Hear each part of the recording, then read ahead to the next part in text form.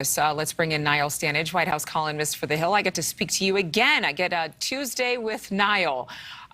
We just heard Chris Stirewalt mentioning some of the claims and what he did when he worked for Fox News.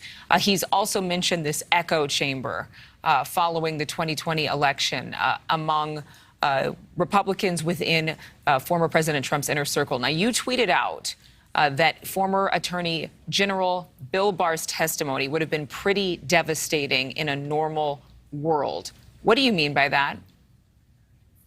I mean that not so long ago, if you had had a conservative Attorney General just come out and say straight out these allegations of election fraud were nonsense, were bogus, he used some more colourful terminology than that, that would be the end of the story. That would be the end of the so-called debate, especially when he is backed up by other lawyers in the Department of Justice and other veterans of the Trump campaign.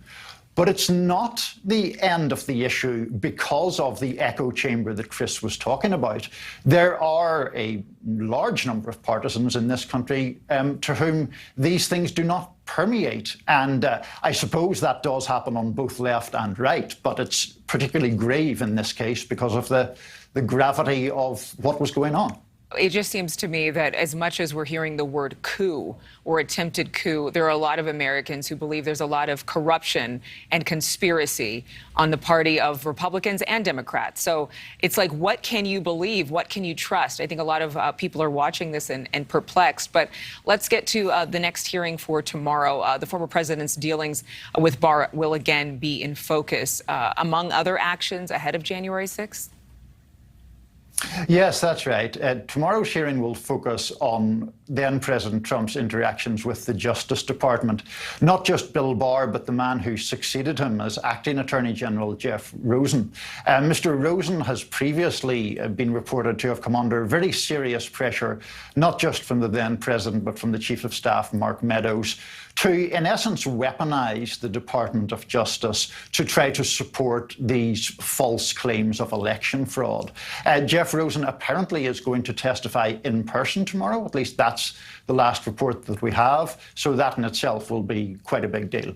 Some of the testimony we heard mentioned mail-in ballots and the conspiracy or controversy or alleged conspiracy surrounding them.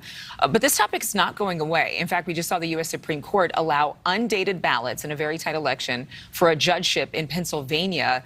Using undated ballots or allowing those is technically illegal. But how could this issue affect the midterms and voters? So there's a couple of ways of looking at that. The issue of mail-in ballots is at least twofold. One is this thing that Chris actually testified about yesterday, the so-called red mirage, where people who vote in person as a bloc are more Republican-leaning and people who vote by mail in general are more Democratic-leaning. So you have to wait for the mail-in ballots to come in before you get a clear picture.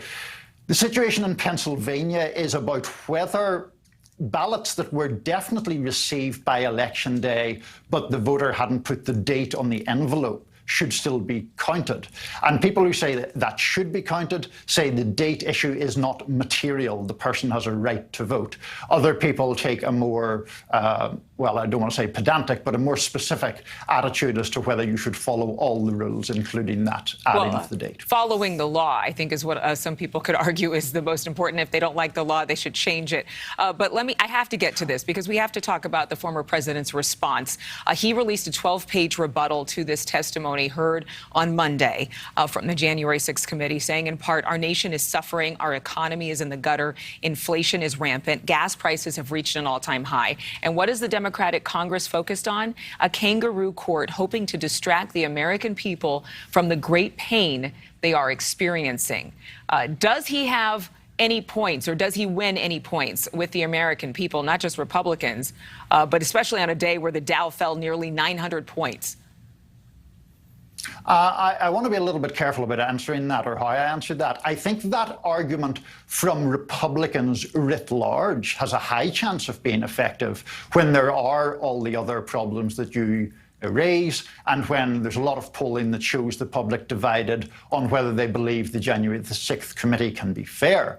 Now, that's a separate question from the former president, whose attempts to overturn the election have been, I think, shown in a very dramatic, forceful, condensed way by these two hearings. I personally think that 12-page statement he released is evidence, a kind of backhanded evidence, that he does think he has been hurt by the hearings so far.